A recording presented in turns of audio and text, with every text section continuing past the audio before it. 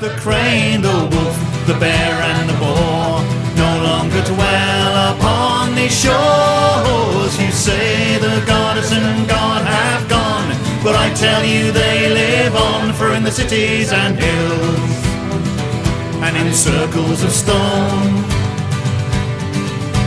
the voices of the old ways, the spirit of Albion is calling you home.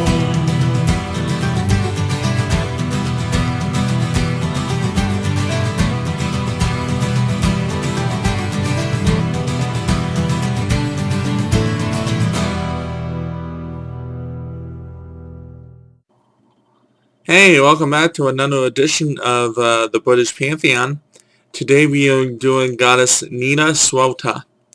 Goddess Nantosuelta is Queen of the Dead. Now again, people get a reference, we will talk more about this in the video, that dead is not necessarily a bad thing. Without death, we cannot have life and vice versa. Anyhow, she is a pretty known goddess in the British Pantheon. And here is her titles, alternate names, and spellings and symbols. Enjoy.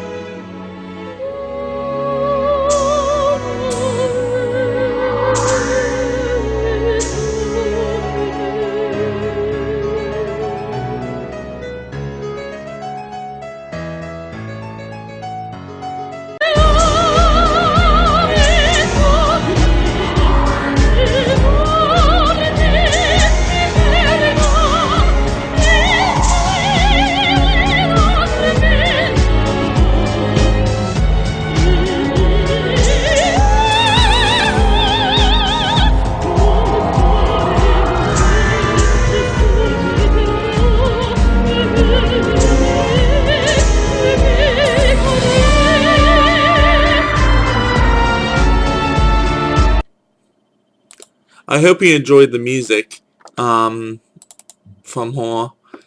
It will be, as always, in the description, but it was called Deliver Me from Hell. Deliver Me from Hell.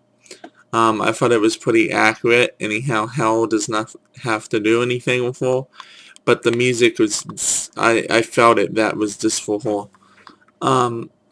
She is goddess of like 8 things.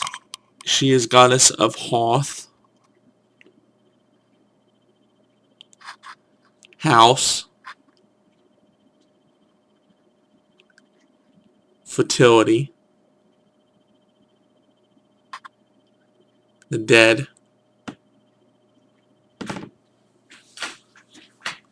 nature,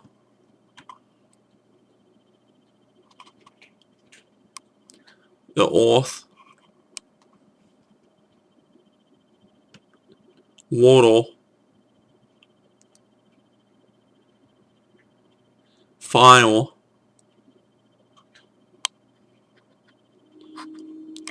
her sacred animals is birds, bees, ravens. Her sacred color is blue. Her elements is water and fire.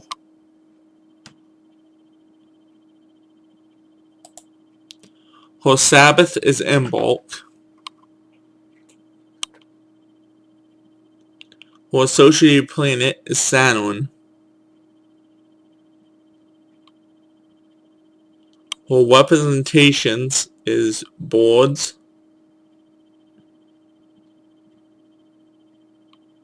a beehive, honeycombs, apples,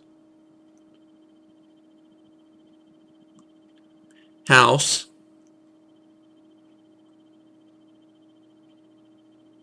and water.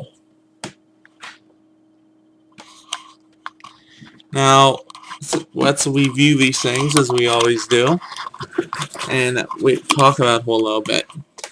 Goddess Netulus, sorry, I'm probably mispronouncing her name now. Anyhow, she is the Queen of the Dead, and the Wine and River. Now, the Wine and River is basically talking about the river Synox. I know Synox is a Greek representation, but basically the underworld river. I know it as Synox. And Crossroads would be like, she would be Queen of the Crossroads too. That of crossing the path when you make a decision, she is there with you. She seems to be a very homey goddess. Anyhow, she is goddess of death, the dead. It doesn't mean nothing. I mean, it's a very position that is very debated about. She helps pass the souls to where they need to get to. She helps guard them across the river. She is very helpful. But yet she has a big heart, because she is goddess of hearth and helm. And, fertility, helping. Anyhow, she is goddess of the dead. She is also goddess of life. So she represents both spectrums of it. And goddess of nature and earth, she's an earth goddess, so she loves all her children. Water and fire is a very interesting one. A lot of people say the water elements don't mix. Water and fire do not mix. They make steam, which steam makes the world go around, So it does work. Well, sacred animals, that of the birds, the bees, and the ravens.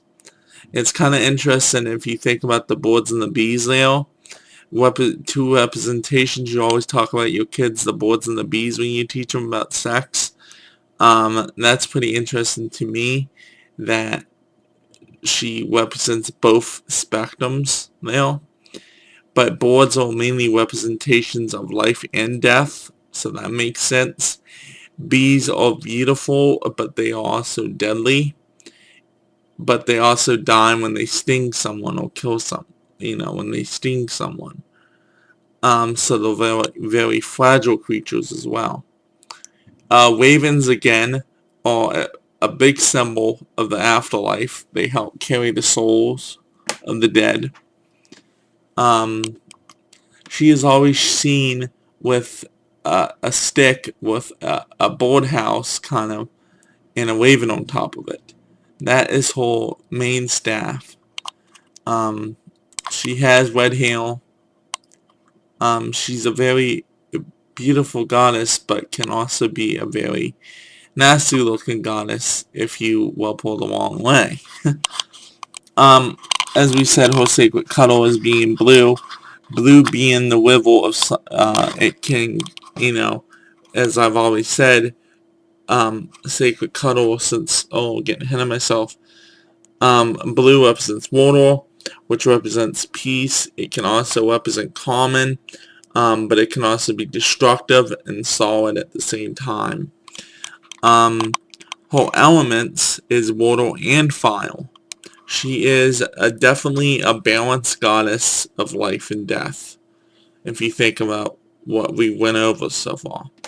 Her Sabbath being Imbolc, which is the renew of life, renew of spring. So again, she is evolved in that. Her associated planet being Saturn.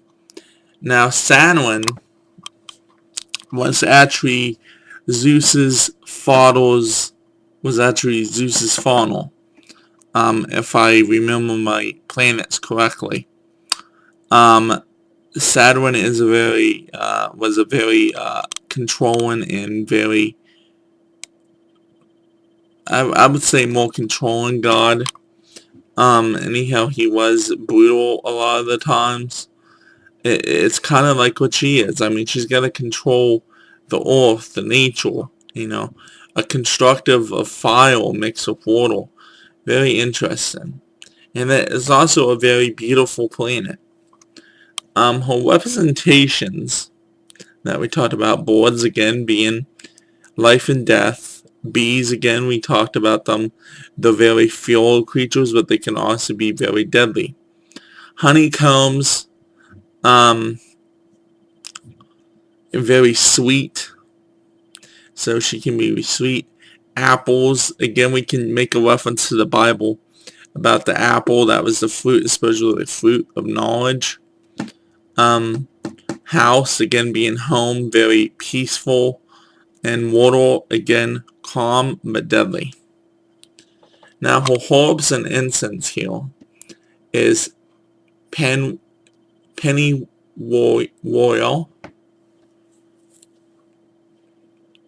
lavender,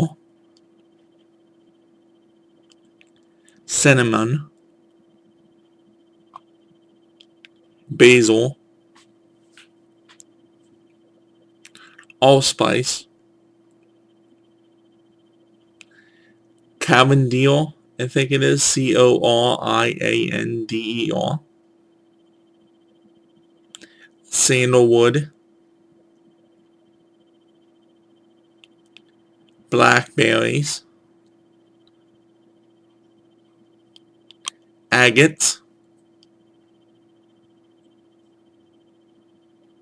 this stone, and malachite.